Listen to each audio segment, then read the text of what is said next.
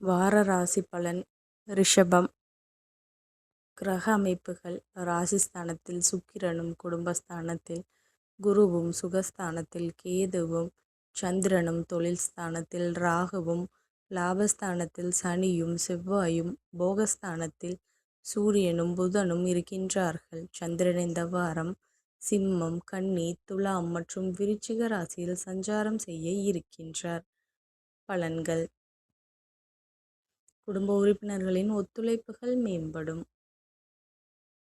உடல் ஆரோக்கிய பிரச்சனைகள் கட்டுப்பாட்டுக்குள் வரும். சிந்தனைகளில் தெளிவு பிறக்கும். புதிய வீடு தொடர்பான சிந்தனைகள் மேம்படும். பூர்வீக சொத்துக்கள் மூலம் ஆதாயகரமான சூழல் உண்டாகும்.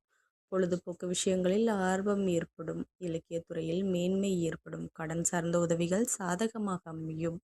இடத்திலிருந்து வேறுபாடுகள் விலகும். கால்நடை பணிகளில் மேன்மை ஏற்படும். உத்தியோக பணிகளில் ஒத்துழைப்புகள் மேம்படும். சுபகாரியம் எண்ணங்கள் கைகூடி வரும். அரசியல்வாதிகளுக்கு புதுவிதமான அனுபவம் கிடைக்கும்.